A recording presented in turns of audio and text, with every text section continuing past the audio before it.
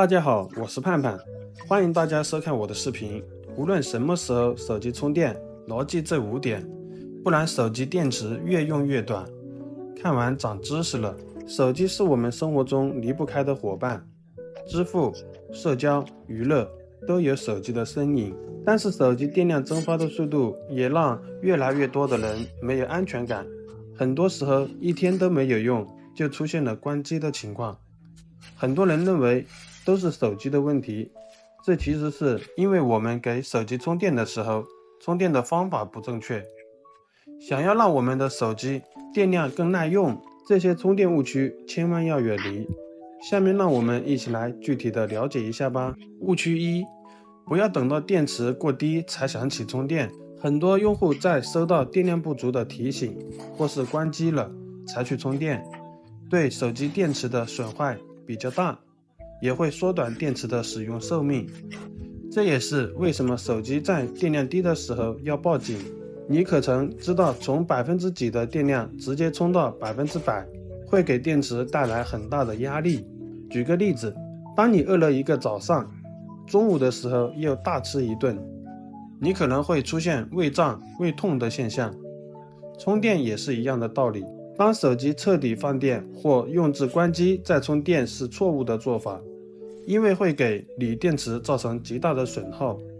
所以正确的做法，我们应该让它保持电量在20%到70%之间。误区2，每次充电都要充到100%。或许你会纳闷，手机充电肯定要充满啊，怎么就成了一个误区呢？虽然手机保持满电状态能够给一部分用户带来安全感，但对于手机电池来说可不是个好消息。因为电池长期处于满电量或者是高电量的状态，会加速电池的老化，而很多的手机用户都习惯于在晚上睡觉前给手机充电，让电量充到100%，手机一直在充，它待机状态也会消耗一定的电量，我们的手机就会出现反复充电的情况，这对于电池的伤害其实非常大。这是因为长时间这样充电才会导致手机不耐用，一般建议充到80%就够了。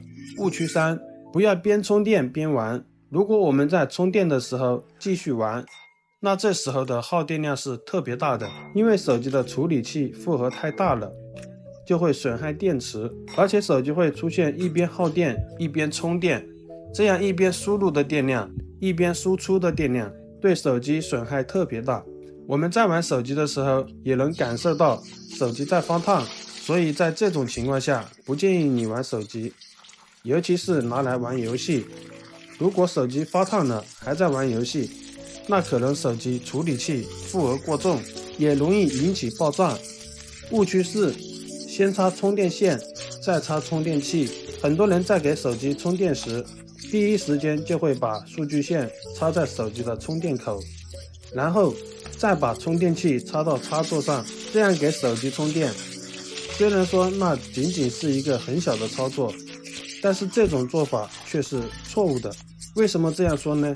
因为我们直接把充电线插到手机上，再插到电源的插排上，此时就会造成电流涌进我们的手机电池里面，对电池内部造成损伤。长期这样充电的话，电池就会产生虚电和鼓包的现象。一旦出现虚电，那么电池自然就会出现不耐用的情况了，特别的不好。因此正确的做法是我们应该把充电器插到电源上，再把数据线插到手机的充电口。虽然仅仅只是这2步简单的操作，但是却非常的关键，希望大家不要再搞错了。误区5，放在床上充电。手机在充电的时候本身会发热，如果放在床上、沙发上充电，非常不利于散热。手机持续在高温状态下损伤手机内部的结构，造成手机更加耗电，严重的还可能导致爆炸的威胁。最好把手机放在比较硬的材质上充电。误区6，原装充电器。有时候我们的原装充电器被使用断了，或者是我们的充电器已经不好了，那这个时候就会换新的。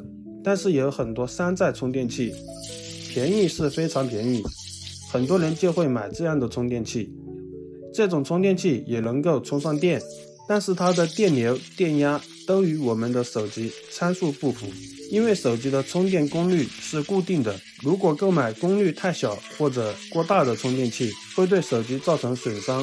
即使没有原装充电器，也要尽可能选择通用数据线或具有定时断电功能的数据线。手机充满后，数据线上的电流也不会伤害到手机，从而更好地保护手机电池。既然都说到了充电器，在这里再以手机充电器为例，教大家另一个妙招。我们都知道，手机充电器就是有这个充电头跟充电线是可以分离的。那么在这里呢，它就有一个非常好的作用。首先，我们就把充电头跟充电线分离。分离后，我们只留这个充电头，将其放在桌面上，关键时刻可以用来做手机支架了。平常大家用手机追剧的时候，如果没有手机支架，一直用手举着看着会很累。遇到这样的问题，就可以将充电头放在桌面上了，再将手机横着立在充电头的插头中间位置就可以了。这样我们在用手机追剧的时候就能解放双手啦。而且手机充电头做手机支架也是很稳定，不用担心会滑落哦。虽然四处都可以买到手机支架，但我们去买个手机支架，最便宜的也要1-2块钱吧。最关键的就是小小的支架经常会弄不见，那么我们用这个充电头做一个手机支架的话，绝对不会弄不见。随时想用的话，就随时再去拔下来放在桌上，特别的好用。好啦，以上呢就是今天跟大家分享的知识啦。手机充电时千万不要用这5种方式，这样充电会损伤到我们的手机电池。希望对大家有所帮助。同时，对于这些给手机正确充电的方式，你知道了几个呢？赶紧去告诉身边的小伙伴吧，让他们也了解一下这些手机充电的小知识。好啦，今天的视频内容就分享到这里啦。喜欢我的视频的朋友们，记得点赞、转发、分享哦。希望可以帮助更多的朋友。感谢您的支持，我们下期再见，拜拜。